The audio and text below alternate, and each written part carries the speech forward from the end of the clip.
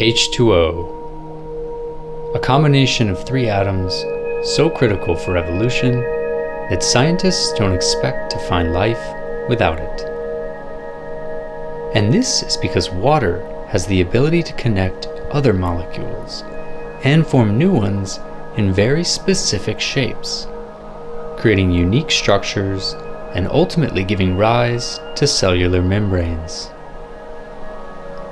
Over billions of years, this has given cells the means to metabolize, or spontaneously transform compounds without being destroyed themselves, allowing cells to form microbes, and microbes to form complex animals.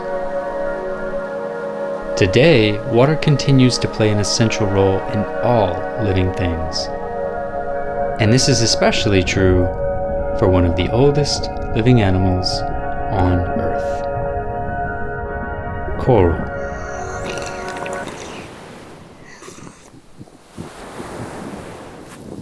What? I know. You're thinking, this is a weird video. Like, is this even going somewhere? And, I don't blame you. I mean, it's a lot of talk about water. A lot of talk about water. Anyway, in the case of coral, its importance can't be overstated. Alright, so I can't promise you that's the last time we'll talk about water, but I can promise you that today we're gonna look at the question of whether or not you should keep coral or take up this hobby. But first, we need to understand what coral are, or more importantly, what coral are not. For starters, coral aren't plants. Now, I know that might sound obvious, but I think some newcomers might assume they're similar to underwater plants, and that they'll be relatively simple to care for, when in fact, coral are actually animals, and are in many ways more complex than the average pet, and not for the faint of heart. How so, you ask? Well, to better understand this, we need to look at their anatomy. So without further ado, let's dive into it. A coral like you see here is actually a collection of individual animals called polyps.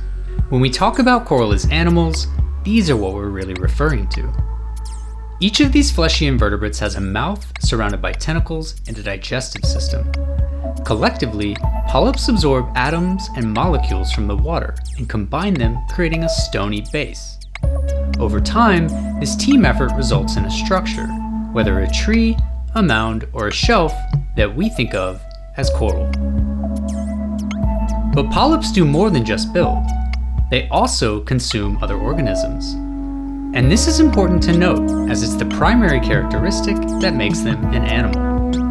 And one of the ways they do this is by using cnidocytes, or explosive stinging cells used to capture prey. These primordial weapons look like spring-loaded capsules with a barb inside and a small hair-like trigger sticking out the end. When the hair is touched, the barb is ejected, and poison enters the prey, immobilizing it like this.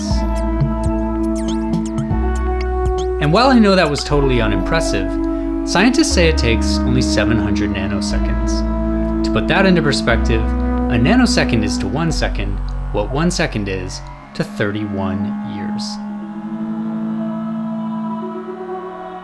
Alright, let's move on. And then we have another mechanism by which coral consume, and that is the mesoglia, or a magical gelatinous medium sandwiched between a polyp's epidermal walls.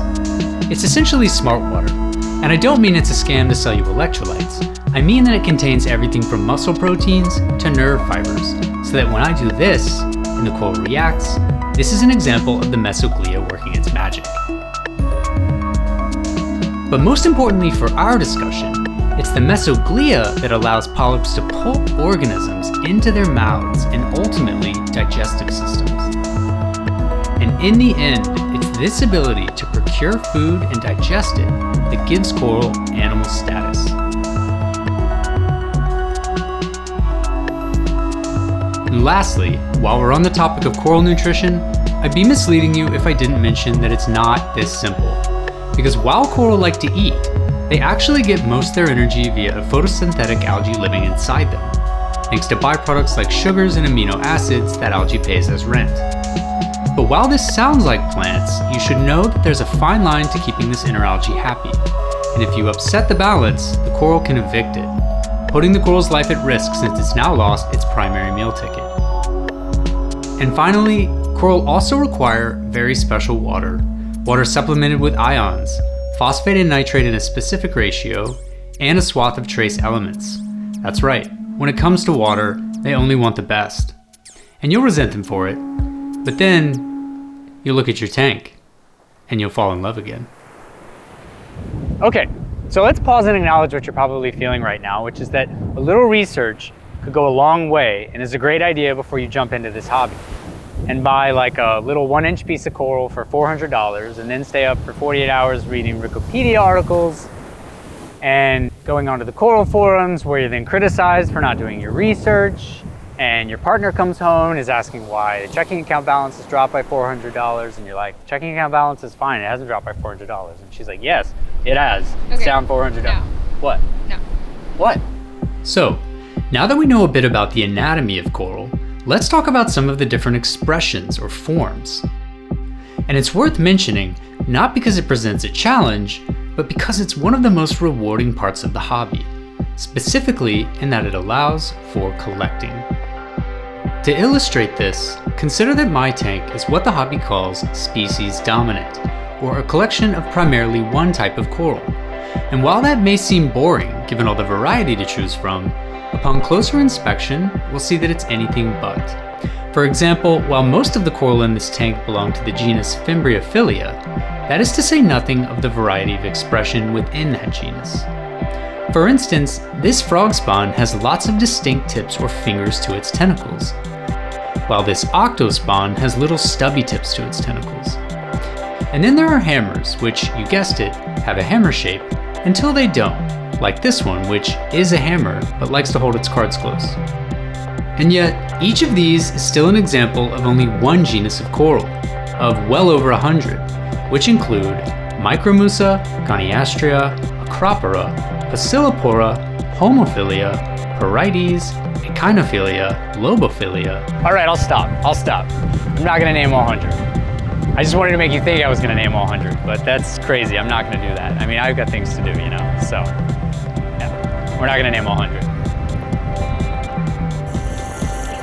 These shapes evolved in large part to optimize nutrient and light absorption, or to allow coral to thrive in different conditions. So coral in high energy zones like wave breaks developed dense structures of stick-like fingers and became tolerant of high light, while coral in deeper, calmer waters became softer and evolved to collect more energy from nutrients than they could from light. In similar fashion, these Fimbriophilia developed different shapes for different advantages depending on their location. Beyond that, however, most of it is still a mystery. And then there is color. While these four coral belong to the same genus, their colors can otherwise vary like those of a cram box. These colors come from chlorophyll produced by the inner algae, and different proteins or pigments made by the corals. And herein lies the delicate balance mentioned earlier, because while the photosynthetic algae need the light in order to produce energy for the coral, certain wavelengths cause the algae to create toxic byproducts, stressing the coral and causing it to expel the very thing it needs to survive. Because of this, coral have learned to create more or less pigments, or more or less of a shield, thus compensating for fluctuating light and providing just the right conditions to keep their inner symbionts in check. So to recap, pigments modify the wavelength of light they transmit, resulting in translucency in some cases and deep, bold colors in others. And some are even fluorescent, making corals glow under certain spectrums and serving to protect them from damaging UV rays by reflecting those wavelengths altogether. There are so many combinations, you'll never see them all. And for me, this is one of the true joys of the hobby, knowing there will always be something beautiful and unexpected around the corner. Oh, and side note, the colorful ones, yeah, those hurt the wallet. Alright, so now that we've briefly examined what coral are, I hope you've come away with a sense of appreciation for these strange creatures.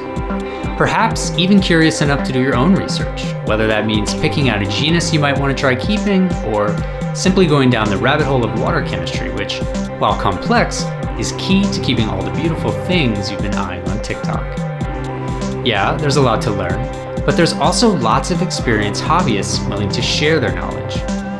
And while there's lots of channels like mine offering explainer videos, there are also bona fide marine scientists out there who've published excellent books and scholarly articles that you can take to the bank. So when in doubt, trust scientists. And lastly, I would be remiss not to mention one of the biggest considerations for keeping coral, which is mental fortitude.